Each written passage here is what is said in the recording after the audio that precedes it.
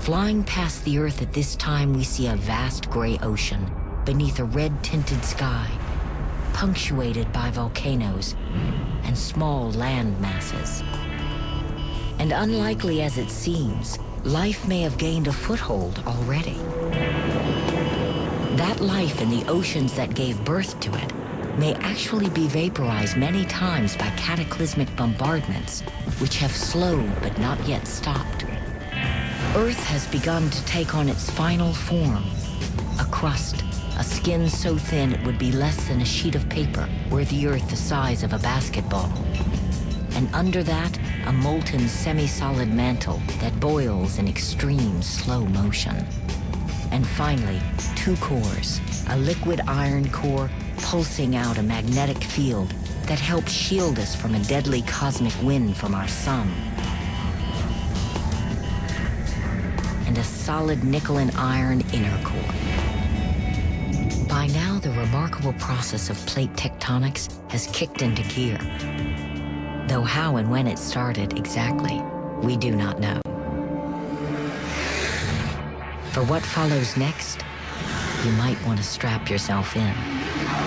It's going to be a bumpy ride. Here's how it might have happened.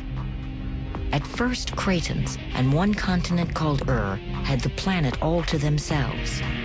Then, around 500 million years later, Antarctica took shape. About another 500 million years passed before Atlantica formed. The continents roamed separately until, about 1.8 billion years ago, Antarctica collided with what is now Eastern Antarctica to form Nina. Then Nina, Atlantica, and collided 1 billion years ago, forming the supercontinent Rodinia. After about 300 million years, the three landmasses separated and came back together in a new configuration, Pangaea. Pangaea came apart too. When Pangaea split, and Atlantica split up too. If you're confused, join the club. Even the Earth seems confused. All of this movement made for a host of unlikely neighbors way back when.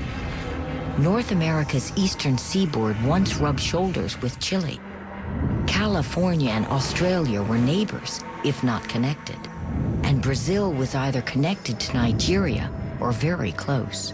Run the Earth time machine backwards, and you can see why. But no matter how many times you run the demolition derby of the continents, a question remains. What the hell is driving them? Hell, apparently. The force driving the plates is the slow movement of the super-hot semi-solid mantle that lies below the rigid plates. Like hot soup, magma boils in slow motion. Superheated magma rises to the surface, begins to cool, and then sinks back down to the bottom of the pot, where it is reheated and rises again. This cycle is repeated over and over to generate what scientists call a convection cell, or convective flow. But where's the heat source keeping our earthy soup performing its circular gymnastics? Well, most of it is left over from the spectacularly energetic collisions and gravitational crushing that created the Earth to begin with. It's still trapped down there, and it wants it out. And there's something else in the molten depths that makes it pretty hot real estate. Radioactive material. The belly of the beast has plenty of uranium and other radioactive elements, all of which release heat as they decay. That decay has significantly slowed the rate at which the Earth is cooling.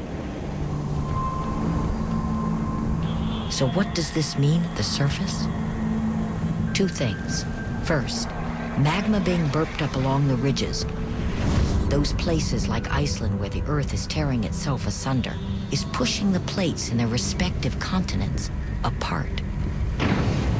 Second, what goes on at the other end of those plates, the collision zone, may be equally important.